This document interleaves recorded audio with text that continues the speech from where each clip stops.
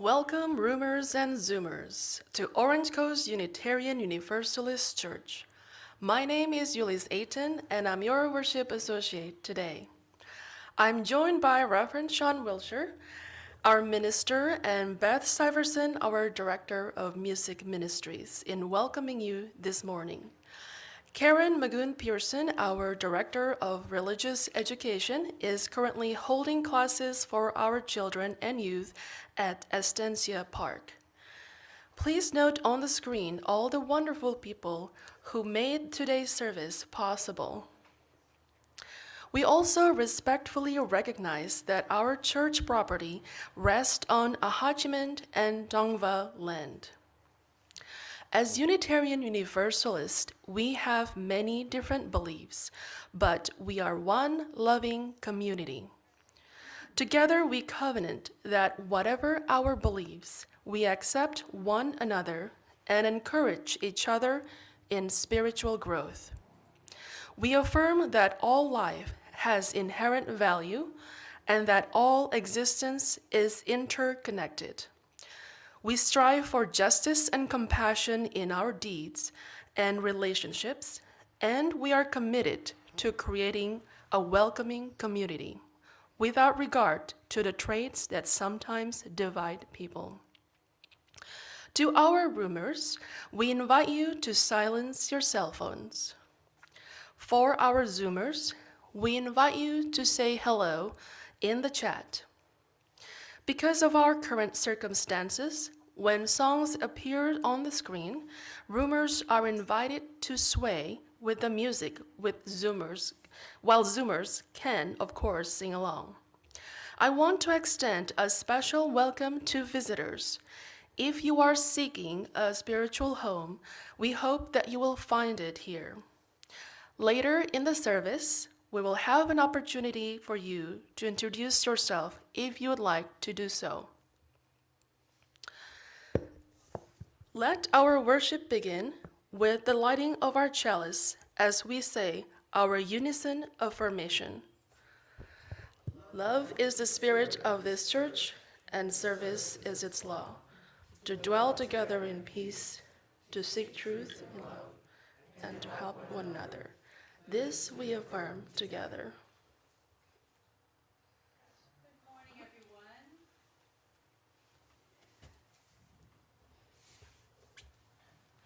There you go.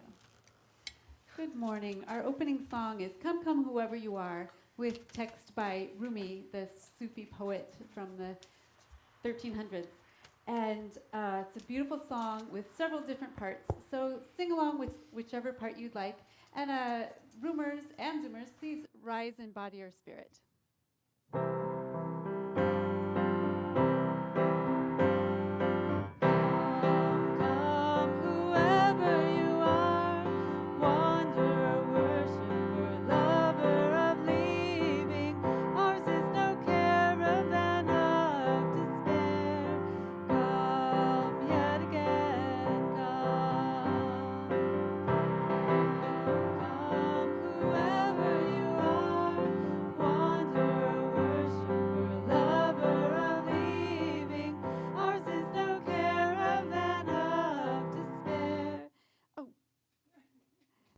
Come yet again, come, come, come, whoever you are, wanderer, worshiper, lover of leaving. Ours is no caravan of despair. Come yet again, come, come, come, whoever you are, wanderer, worshiper, lover of leaving. Ours is no caravan of despair. Come yet again, come. Though we've broken our vows 1,000 times, though we've broken our vows 1,000 times, though we've broken our vows 1,000 times, though we've broken our vows 1,000 times. Come, come, whoever you are, wanderer, worshiper, lover of leaving. Ours is no care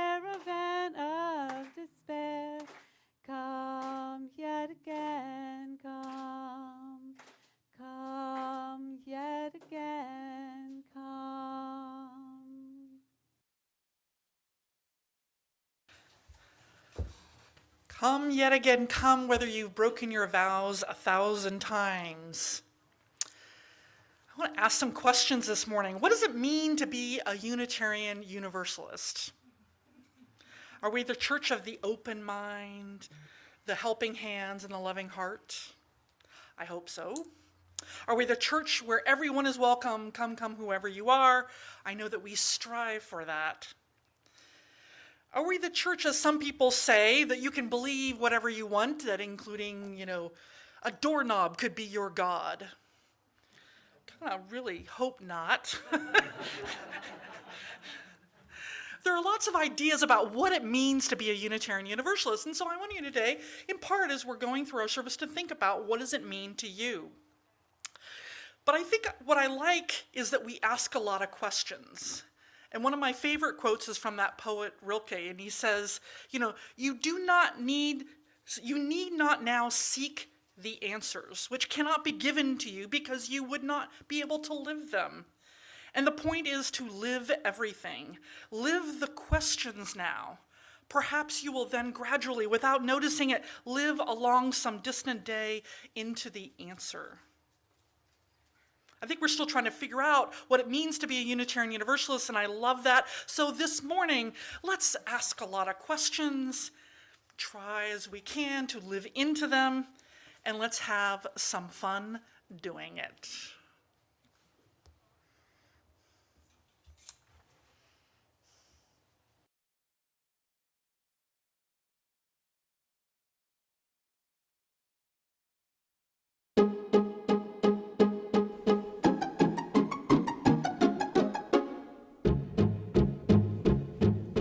I am the very model of a modern Unitarian, far broader than a Catholic, Hindu, Jew, or Presbyterian. I know the world's religions and can trace their roots historical, from Moses up to Channing, all in order categorical.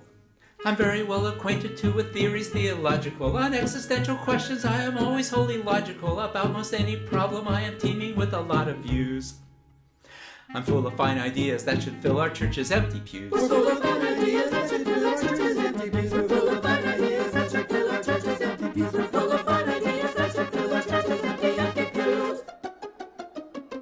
I quote from Freud and Jung and all the experts psychological. I'm anti-nuke, I don't pollute, I'm chastely ecological. In short, it matters spiritual, ethical, material. I am the very model of a modern Unitarian. In short, it matters spiritual, ethical, material. We are the very model of a modern Unitarian. I use the latest language, God is never Father or the Lord, but ground of being, source of life, or almost any other word. I never pray, I meditate, I'm leery about worshiping. I serve on 10 committees, none of which accomplish anything. I give to worthy causes and I drive a gas-conserving car. I have good UU principles, although I'm not sure what they are. I'm open to opinions of profound or broad variety, unless they're too conservative or smack of righteous piety. Unless they're too conservative or smack of righteous piety. Unless they're too conservative or smack of righteous piety. Unless they're too conservative or smack of righteous piety. I formulate agendas and discuss them with the best of them, but don't ask me to implement, we leave that to the rest of them. In short, it matters spiritual, ethical, material. I am the very model of today's religious liberal. In short, it matters spiritual, ethical, material. We are the very model of today's religious liberal.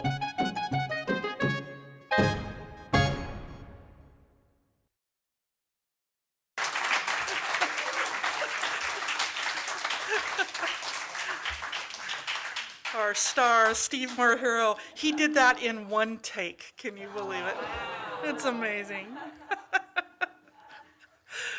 Oh, I love it. There might have been many takes, but he did that one, yeah. So, I think we all are kind of trying to figure out, what does it mean to be a Unitarian Universalist? Or a modern Unitarian. All right, well, our reading this morning got me thinking. It's the author of this reading is Mark Manson. Has anybody heard of Mark Manson out there, maybe? He wrote a famous book a few years ago, in part famous for its title, which was The Subtle Art of Not Giving a... Yeah, I can't say that word here, but he calls it a counterintuitive approach to living a good life. And actually, I really like him. I follow his blog. Every Monday he sends out a thing, and he has some really interesting things to say because he sort of looks at the world and challenges assumptions that we have of it. And I always like that. I really appreciate it. I don't always agree with him, but I really like that he looks at things a little bit differently. So he wrote one just a few weeks back, actually, that I thought was really interesting. It was very thought-provoking for me, and today's reading is an excerpt from that. So this is what he wrote. He said, when most people think of evolution, they assume that it's an all-or-nothing affair. Ducks with a big beak are able to eat more than birds with little beaks, so therefore big-beaked ducks survive and reproduce, and the little-beaked ducks die off. This is how evolution is generally taught in high school. But most of the time, evolution is not simple. For example, imagine if every human was extremely extroverted. That would probably be bad. Nobody would ever shut up. But if every human was highly introverted, that would also be bad.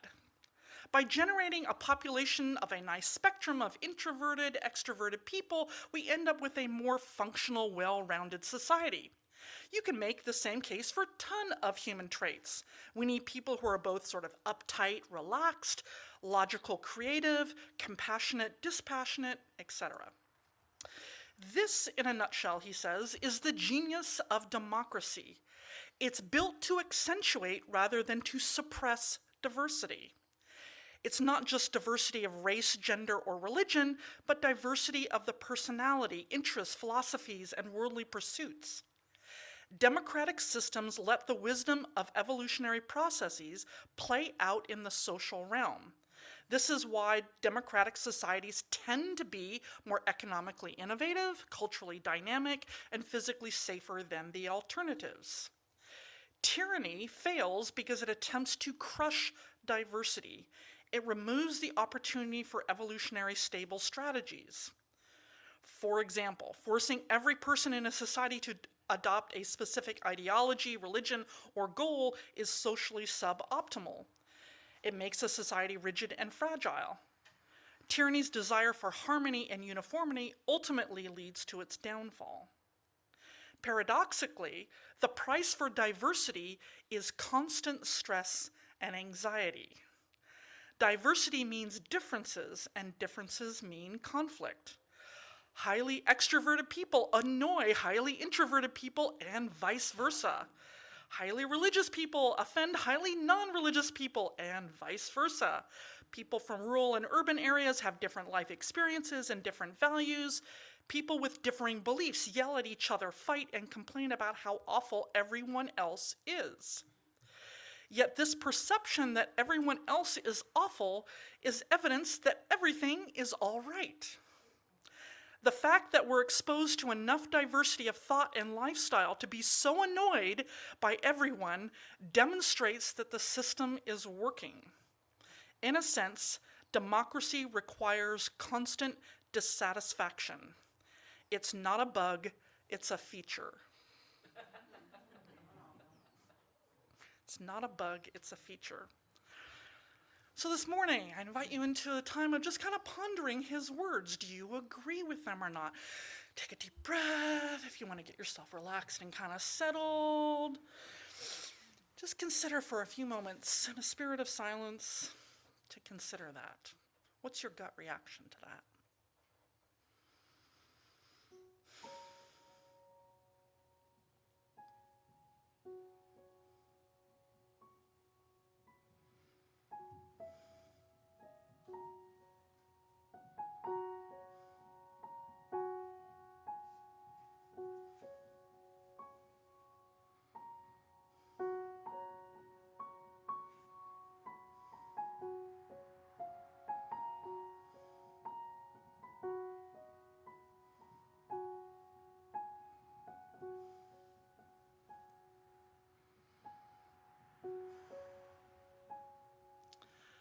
And when you're ready, please join our choir in singing or swaying.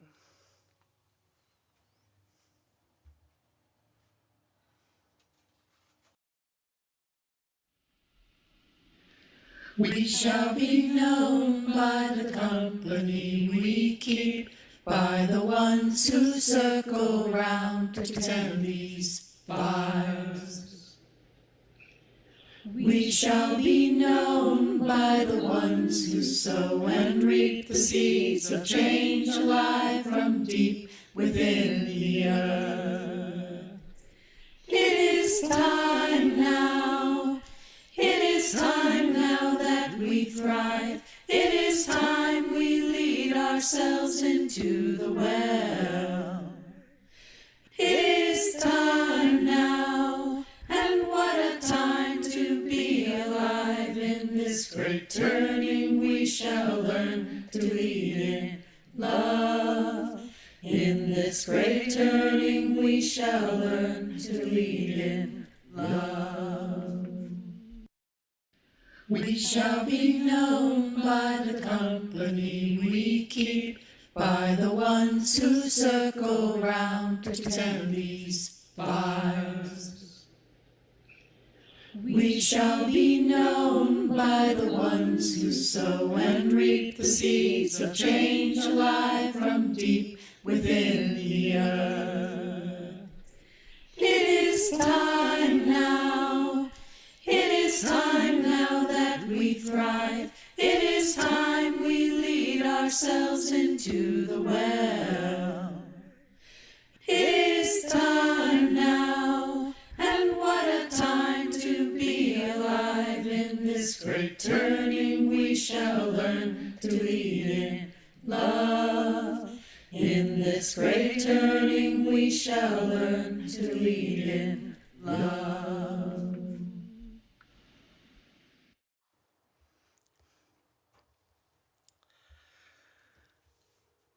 So there's something in history that has always baffled me. I don't know if you've noticed this, but for the last, I don't know, for most of U.S. history, not all of it, particularly not in the beginning, but in most of U.S. history, it seems like in our elections there's almost always a 50-50 split. I mean, it's really close, right?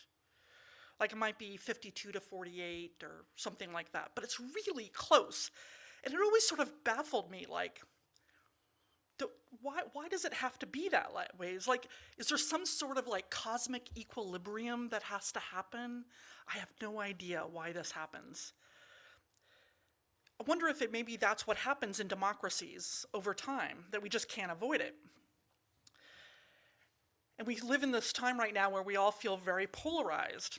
Well, Maureen McConaughey, recently, she's a member of this church, she sent me an article from the LA Times that points out that really we aren't that polarized. We're not as polarized as we might think.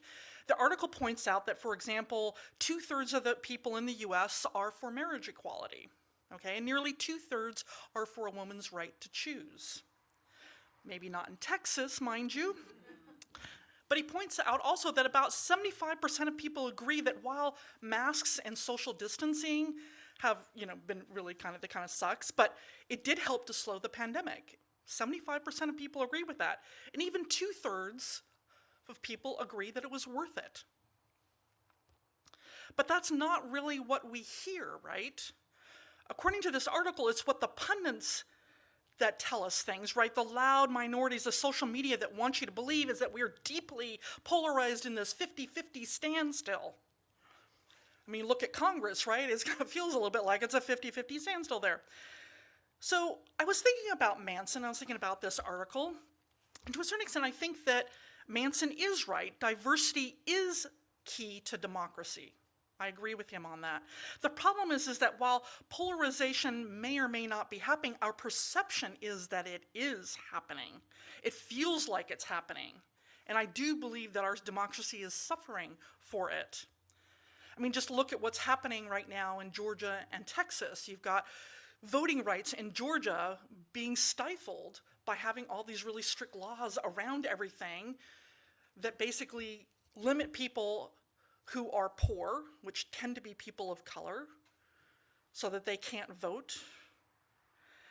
If you look at Texas right now, we've got basically a way that if someone wants to get an abortion, the doctor can be sued, and anybody who helps that person get an abortion, if you give them money, if you give them a ride, they can be sued by citizens. Not the county or the state, but by citizens. It's has this really weird Big Brother feel to it. It's a little bit scary. Now, these are, I think, both attacks on our democracy, and that's just sort of the tip of the iceberg. The erosion of our trust of the voting process has been a big part of it as well. The problem, I think, with Manson's isn't that he is wrong per se, it's that right now he's assuming that our two-party system is diversity. And the problem right now is that because of the pundits, we've got these two ways that you have to see things. It's either conservative liberal or Democratic Republican, right? But it's not even that, it's the extremes of those, right? So the extreme right, you have to be that, or you have to be extreme left. And that feels like a lack of diversity, a lack of understanding of it. It's eroding our democracy. Now, I know I'm talking a lot about politics, but trust me, the spirituality part's coming. All right. So, how do we fix this problem? The problem, of course, is we've got a lot of pundits who are overwhelming us with this rhetoric, right, designed to make us upset. And we've got all of these sounding boards of social media in particular that is designed to make us angry and upset. I don't know if you've been following the whistleblower who was it like a week or two ago, she was going before Congress, who worked for Facebook and says, Facebook knows what they're doing. They are trying to get you upset because the more likes you have, the more things you share, the better they look. That helps their numbers look good. And they know that whatever upsets you is what you're going to share or like. They're deliberately using these algorithms to manipulate us, and including children. So how do we shut up that loud minority who wants us to be polarized and get a fuller picture of what's going on and finding a way that we can work together? To me, it's about the spiritual practice of democracy. I think it very much is a spiritual practice. Because here's the problem. We as a country, we don't really know how to practice it because we don't live in our day-to-day lives, right? Democracy really is a very new political system in the world after thousands of years of tyranny. I mean, you could argue, okay, Greece, no, trust me, that was not democratic, okay? We just don't have this in our day-to-day lives. In fact, we live within little mini tyrannies for most of our lives. It might be a benevolent tyranny, that's okay, that might try to practice some democratic things. But basically, is right, we have a boss. And that boss tells us what to do. I'm a boss. I have 3 staff members. Technically, if I say go do this, they go do it. Doesn't always work out that way, but you know. But we live in this hierarchical, tyrannical model day in and day out of our lives. Even if you're a parent, right? Okay, how many of you have ever said, do it because I said so, right? Right? Yeah. Yeah, exactly, right? Like that, to a certain extent, is tyranny. I mean, in a nice way. You're doing it because you want to protect them. I understand that. So, and so by tyrant, I don't mean that there's no voting. One person, I mean that there isn't a voting system, right? One person makes the decision and the rest of us implement it. And that's the majority of our life, right? So, give an example, Elon Musk didn't vote with his company to say, I'm going to send a car up into space. He just said, make a car go up into space, and that's what he did. You think that maybe he should have voted on that, but just saying, okay. The problem with a hierarchical or tyrannical model of governance is that it's ultimately corruptible, right? This is what the Catholic Church found out ultimately. If you got somebody bad at the top, it's going to filter all the way down. If you have the wrong person at the helm, they can cause a lot of harm. Think of CEOs and boards who cause harm because who they're reporting to is the almighty dollar, or the shareholders. This is not an example of good virtual behavior. Democracy, on the other hand, is harder to corrupt, much harder to corrupt, particularly when it has plenty of diversity, but it's also the least efficient way of doing governance. It is, unfortunately. I mean, think about how long it takes just a bill to get passed, right? I don't know if you've ever been to a city council meeting, okay? I mean, just all the rigmarole that they have to go through, and you hear, I mean, just crazy people. My neighbor does this, and I want the city council to, I mean, you're just like, really? Wow. It's kind of amazing what happens. But that's what democracy requires of us. It requires us to, like, slow down, right? Which is what any good spiritual practice does. Unlike tyranny, which requires very little thought on our part, right? Or even all that much action, I mean, we implement. Democracy requires a lot of skills. It requires you to be in relationship with your organization, your city, your church, your country, whatever it is. And relationships are never easy to cultivate, but they are necessary for our survival. So as I said, democracy is a spiritual practice. Democracy is a spiritual practice. Lots of religions offer up various spiritual practices, right? You've got the Jewish faith that offers us Shabbat, which is the practice of taking a day of rest, to be with your family, to cultivate those relationships, to cultivate a relationship with the holy. Muslims have five pillars of Islam, but to name one of them is they go on pilgrimage, right? And this creates a shared experience. So once in their lifetime, they're asked to go to Mecca and be a part of that experience. So they have a shared experience. That creates cultivation there as well. You've got, of course, Christians have prayer, and you hope that actually increases empathy. That's what prayer is in part for. And of course, Buddhists has practice of meditation to quiet your mind, but also to learn compassion for yourself and for others. So we Unitarian Universalists, I believe, we can do any and all of those if we want, right? We get to choose, which is really kind of nice, right?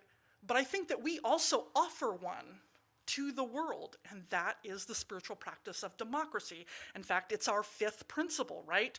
The right of conscience, remember how to sing this now? The right of conscience and the use of the democratic process. This is how I remember them. The right of the democratic process in society, in our congregations and society at large. Now, I think the way most people think of that fifth principle, really, is, well, get out the vote, right? That democracy is just about voting. But it's not. That's one of the end results. That's one of the things that you need to do in terms of being active and involved. But that's not the only thing that it's used for. So I'll give you some ideas of how you can practice democracy. This is what I think it takes. There's lots of things you could actually throw in here, but here's 3 things for you, 3 steps. The first step is to listen, right? That in and of itself is a full spiritual practice, right? It might sound easy, it's not. Try it sometime. If you've ever been in a meeting and you're wondering, like, why am I here? Oh my goodness, maybe you're frustrated because the answer seems so clear to you, and why isn't it clear to everybody else? Why does it seem to take everybody forever to get through this issue? Just take a deep breath and listen. Hear maybe the pain or frustration of the other person speaking, or maybe their joy and excitement. And then be curious about it, right? Notice your own reaction to things. What's going on there? Why are you triggered into being like, why is this happening? What can you learn? That leads to step 2, which is to speak up, really, to be aware of what's going on in the world. That's part of what voting is. It's actually being active in the world. So once you've been listening, you can start asking questions. And I don't mean sarcastic questions, well, like, really? Well, what do you think about this then? No, not sarcastically. We ask honest questions. So tell me, why is that important to you? You can reflect back to people. Let me understand what you're trying to say. You're saying this. To practice democracy, you have to be aware of what's happening around you. You might not know everything. Maybe there's things that you aren't aware of. I remember one time my church in Seattle when I was in seminary, they were thinking about renting one of two different locations, and one had a small room. And one woman in the congregation spoke passionately against, we don't want this room, it's a terrible room, we don't want to go there, we want to go to this other one. And nobody could understand it because it was really a better place in many ways. Well, it turns out that when we said, hey, what's going on? Why are you so passionately against this? She said, well, I have claustrophobia. It's like, oh, okay, now we kind of understand. Well, what if we did that? What if we made sure all the windows were open and we didn't have them shuttered? Like, would that feel more comfortable? Like, we could then figure out how to deal with it. Now, the other thing is that democracy does require that we are at least somewhat aware of what the issues are in our world. I find this the hardest practice for me because there's so much news that seems so depressing right now. It's really hard, but I do try to do it. Every day I look at the news, try to make sure I listen to podcasts, and I try to make sure I have a bunch of different resources as well. I will read Fox News. I may not always agree with them, but sometimes it's interesting to see, what's their perspective, and sometimes there's some good points. Yeah. One of the things I remember that Martin Luther King said when I was reading his biography, and he was saying, a lot of people want to jump directly to the protest. He said, but really the first step is to listen and to ask questions, try to build a relationship, to communicate. Then you go to the protest if that doesn't work. Which I thought was, that seems really wise. So the third step that you can do to practice democracy, I'm going to give a nice funny little illustration from the movie The Princess Bride. Anybody here see Princess Bride? A lot of people have. Maybe not everybody has seen The Princess Bride. If you haven't, I encourage you to go out. It's one fabulous movie, and it will make you laugh. So in this, there are two people that are having an amazing sword fight. They're fencing. It's the man in black and Inigo Montoya, right? And Inigo Montoya is this amazing swords person who has studied his whole life, we find out, to avenge his father. He's learned how to be a great swordsman, and he's conquered everybody. But it turns out that the man in black, who I won't tell you who that is, spoiler, the man in black is besting Inigo Montoya, and he's sort of baffled. And at one point in the middle of this amazing sword fight, he stops and he says, "Who are you? Please, I must know." To which the man in black replies, "Get used to disappointment." That's what I think of sometimes in democracy, is get used to disappointment. Because things are not always going to go your way. But what I love also about the Princess Bride in that moment is Inigo Montoya's response. If you remember, what does he do? He goes, "Okay." It's a great scene, one of my favorite lines. And I love that because he's like, okay, well, I'm just going to get on, and they get on with their sword fight, right? And that's kind of what we need to do. Okay, that didn't go the way that I wanted, but I'm going to move forward. I'm going to keep working. I'm going to keep fighting, whatever it takes. Because here's the thing, as I said, not everything is going to go your way, and sometimes in democracies, fear prevails. That can and does happen. But the other thing I want to say is don't walk away when things get tough. Now, that's easy for me to say as a, hetero, cisgendered, middle-class white woman, to say, oh, come on, don't leave. I remember, a lot of people were thinking after, when Trump was elected, I got to leave town. Because a lot of people were actually truly afraid for their lives, right? And that's a whole nother thing. But in general, for me, I was like, I know I'm not in danger. I'm going to stick it out. I'm going to be here and I'm going to fight for my country. I encourage people to do that so long as you don't feel like you're in danger. One of the things that I love, is listen to all the different podcasts that I listen to. One is On Being by Krista Tippett. I'm sure some of you listen to her. She's wonderful. And she says, they have a saying at On Being, which is, what we practice, we become. What we practice, we become. I was listening to a podcast where she was interviewed about what wisdom is and what a spiritual life is. And she says, a spiritual life at its best is about befriending reality. befriending reality. I love that. She says our best spiritual traditions help us inhabit reality in all its complexities and gives us tools to help us move gracefully with that reality. Spiritual life at its best is about befriending reality. As Unitarian Universalists, I think our spiritual practice of democracy is about helping us inhabit the complex reality that we live in and to move through it gracefully if we practice it. We got to practice it. Because the thing is, democracy can be practiced in our personal and our work lives as well as at church. Because you can have a spiritual practice, right? Any type, whether if you have one, like say it's meditation or prayer or the Shabbat. But if you don't learn from that practice, if you don't put it to work, it's a pretty shallow practice, right? And I know I've seen people, and I'm sorry, I do make a little bit fun of them, as they're, as the sun rises, they're in the lotus position on the beach, in their yoga pants or whatever. And I just want to say, that's lovely, but are you putting it to work, right? All right. But every time you have a boss that listens to you, tries to build consensus rather than saying we're going to do this, you've got some democracy is there. We can practice this in our daily lives. Every time you ask questions of your staff or your children, rather than assuming you know the answer, you're practicing democracy. Every time you spread truth, not fake news, you're practicing democracy. Every time you shrug and move forward when you're disappointed, you are practicing democracy. I do notice that, we do laugh at ourselves, and I love this song that Steve sang, right? Because we can have a lot of committees, and I know that everybody laughed at that one line, right? That he says, what is it? I serve on 10 committees, none of which accomplish anything, right?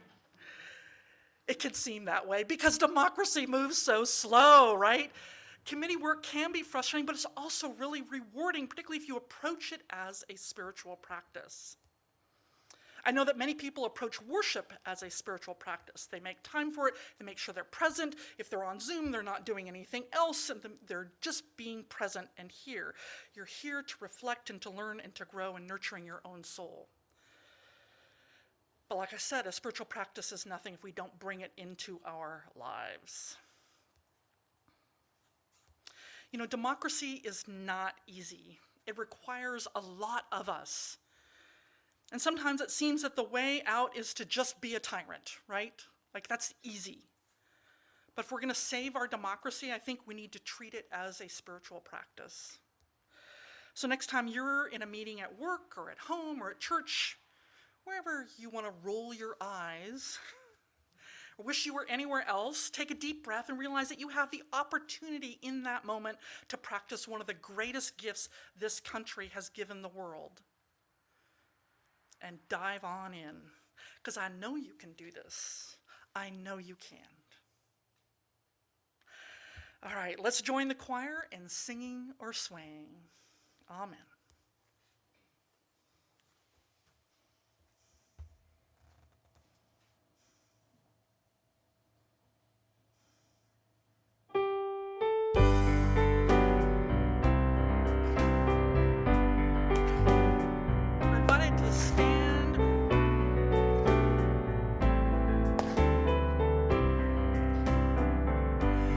Love will guide us, peace has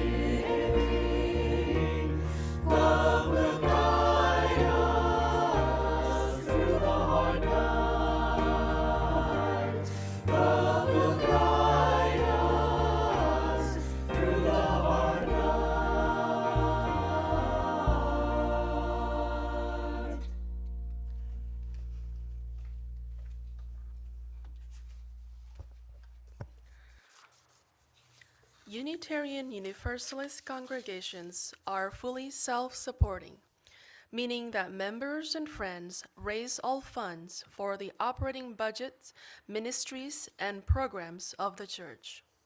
We are ever grateful for your gifts of time, treasure, and talent. OCUUC amplifies that spirit of generosity by sharing half of the plate we receive with an organization that shares our values. This month, we are supporting Alzheimer's Family Center. For over 40 years, Alzheimer's Family Center in Huntington Beach has been committed to improving the quality of life for families challenged by Alzheimer's disease or another dementia. There are multiple ways in which you can support the church and this organization.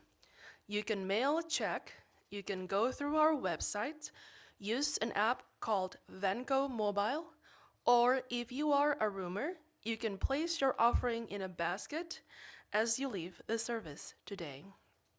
The choice is yours.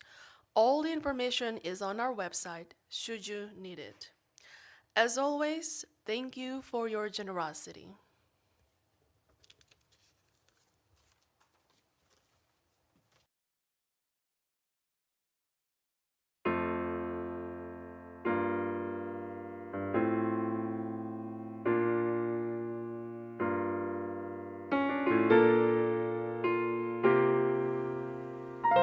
When we walk, When we sleep, When we rise, we are one. when we laugh, when we sing, when we cry, when we walk, we are one. And we shall love one another with all our hearts. And we shall care for each other with all our soul and our might. When we stand, when we fall, when we rise, we are one. In the cold, in the heat, in the dark, in the sun, we are one. And we shall love one another with all our hearts. And we shall care for each other with all our soul and our might.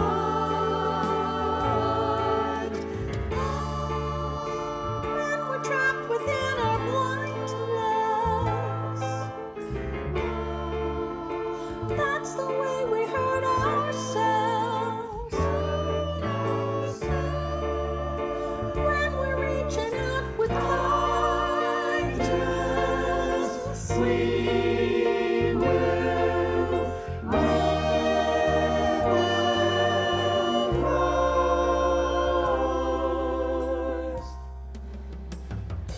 And we do, and we do, and we try, we must live, or we die, we will dream, we will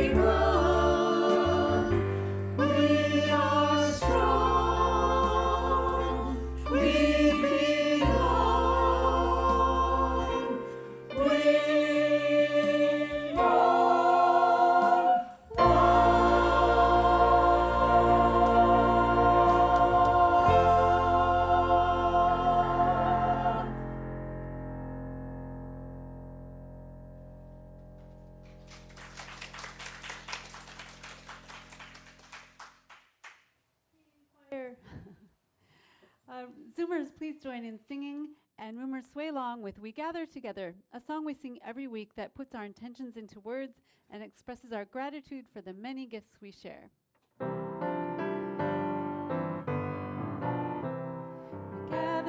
Together we gather as one, for peace, love, and justice for everyone. We give from our hearts to show that we care. We can change lives with what we share.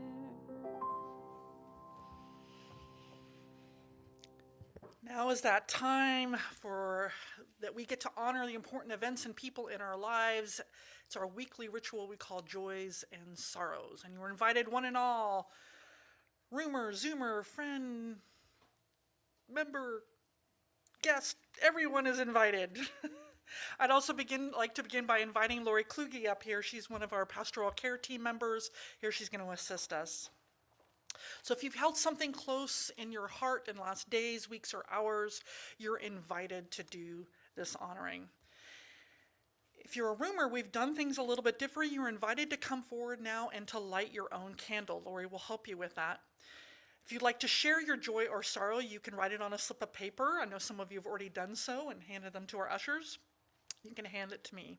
If you're a Zoomer, you're invited to write your joy or sorrow in the chat, and then Lori will light a candle for you. Once the roomers are done lighting their candles, I'll read all the joys and sorrows that were shared out loud, and Lori will continue to light the candle for the Zoomers. So as music's played, I invite you to silently offering healing or celebration as you feel called and according to your own beliefs.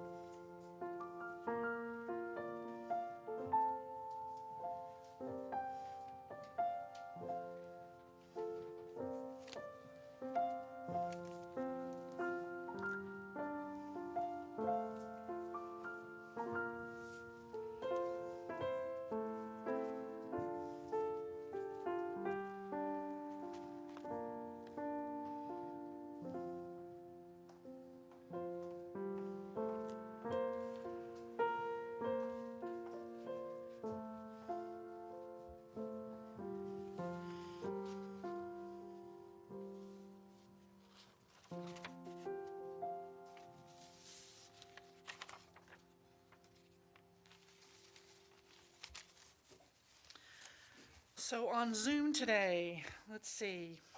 Linda has a joy. She says our family from New Jersey will be joining us for a visit this week. So congratulations. Hey, Caroline.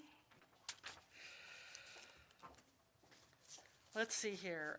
Marilyn says she has a candle of joy and hope for her grandson, Darren, who will be turning 18 tomorrow.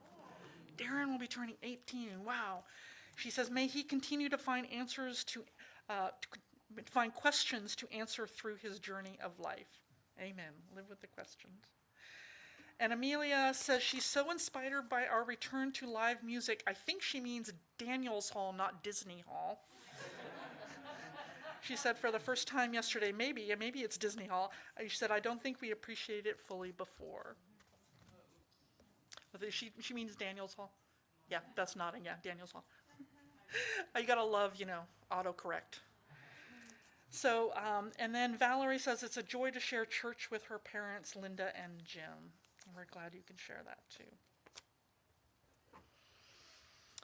All right, for the rumors here, let's see. Oh, I do have actually one that was sent to me. This is a really cool one. We can light a candle for Marcia Hackett because she says Tuesday, October 19th marks her 41st anniversary of becoming a member of OCUUC. 41 years, Marcia, that's amazing. She said, I had attended 2 years previously before she joined. She says, it's been a joyful ride. What I love about it is that she actually knows the anniversary date of when she became a member. I just love that, Marcia. That's so awesome. She's amazing. That's really cool. So, all right. So for rumors we've got here, let's see here.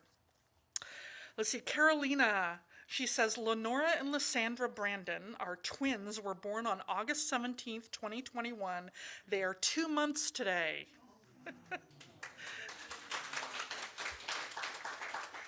Yeah, she says, Justin, Carolina, Solange, Nina, and Ariel are so happy as we've welcomed our miracle babies. They are miracle babies, truly. Adriana says she says, a nephew of mine born yesterday. Mom and baby are healthy. Yay. And Tatiana Hauser, she says, my youngest baby son turned 3 this week. How time flies. Gretel Wisnot says, on October 1st, I celebrated my first year after a bone marrow transplant. Congratulations, Gretel. Sarah Jones is our administrator. She says, my daughter Hannah returned home safely from a 1-week trip to Canada where she met her boyfriend in person for the very first time. Very exciting for her. And Jan, who is Beth Syverson's wife, she says she lit a candle of joy for Beth for retiring from teaching her private student lessons. It's been a very long time. Yeah, Beth is retiring. Not from music direction, just the, yeah. I don't want to give anybody a panic there or anything like that. So let's see, Donald Martin, he asked that we light a candle of healing thoughts, says for his sister-in-law, Sharon, who underwent surgery yesterday morning for cancer on her neck. We'll hold her in our thoughts. And a candle of concern, Sarah H says, please keep in your hearts my brother-in-law who's fighting cancer. He's in radiation and chemo, and he still has his great sense of humor. Yeah. Right on. Let us hold in love all these joys and celebrations and all the hurts and sadness, both spoken and silent. Let our joys remind us to be thankful, our concerns remind us to hope, and our sorrows remind us to connect. Let all these moments remind us that we're not alone. Please join Lori in a spirit of prayer or meditation. Let us take a moment to relax and catch our breath. Let us bring our focus here to this group of people and to this moment. We bring a myriad of talents, ideas, needs, and styles.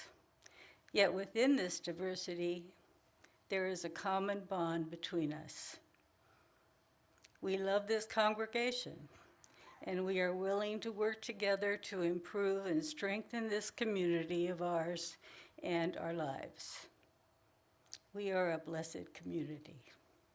Amen.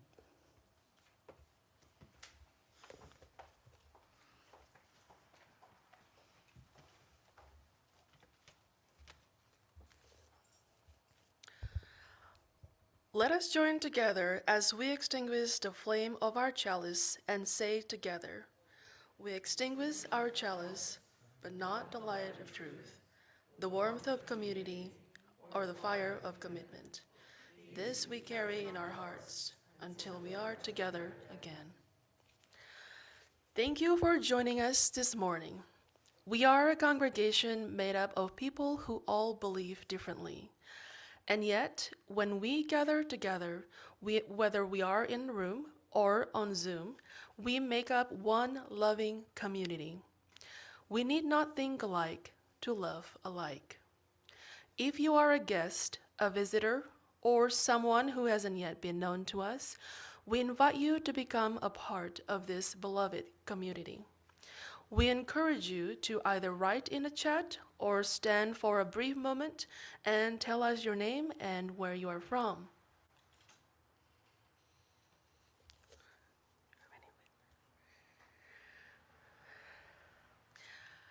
If you would like to know more about our church, including programming for our youth and children, please contact us at hello@ocuuc.org, and we will help you get connected.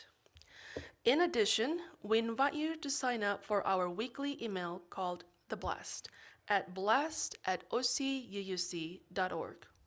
We want everyone to feel a part of this beloved community. So please reach out and we will help you get connected. After the service, we will have a short period where everyone, roomers and Zoomers alike, can wave and say hello and welcome any visitors. The Zoomers who remain will be placed into Zoom breakout groups for 20 minutes. We invite you to check in and get to know the people in your group.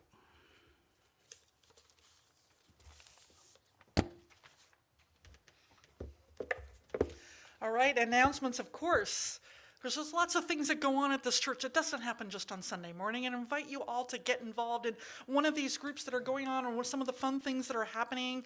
I'm hoping that we'll have some sculptures brought down. Isa Graves was a wonderful sculpture artist in this community for years, and she left this bountiful, wonderful collection of sculptures. And so if you're interested in purchasing one of hers, you can go up to the room up there. I'm hoping maybe somebody will bring some down so you can look at them as well. They're really amazing. So that should be here. And then we've got in a couple of weeks, a week from this Saturday, yeah. So we're going to have the Halloween Spooktacular. The RA kids, we have our religious education for children is down at Estancia Park, which is just down the road here on Adams on your right. And they hold their religious education classes there since the kids are not yet vaccinated. So they're going to have a really fun, since Sunday falls on Halloween, they're going to be doing some wonderful costumes and all sorts of stuff like that. So you are all invited after church to troop on down there and have some fun with them. Should be absolutely fabulous. The other thing is that Reverend Judy, who's one of our affiliated ministers now, she is starting a dream group that is a limited number of people who she's going to have in this group. So if you'd like to be a part of that, I think she's going to be here after the service. If you want to talk to her and sign up with it, you can also contact me and I'll get you in touch with her in whatever shape or form. We've got our big auction coming up. I can see that Jolene's got her auction hat on. So Jolene, if you want to wave. So Zoomers, remember that if you want to offer auction item in whatever way or form, make sure you get that in and save the date. I know it seems a little bit of ways, but that is going to sneak up on us really quick. So don't forget. What's the deadline, Jolene, for getting things in? It's actually Halloween. That's the witching hour. It's Halloween. Okay, so October 31st, last time to get your things in, and I need to do that as well. So, all right, that is basically it. So let us join Beth in singing or swaying our benediction.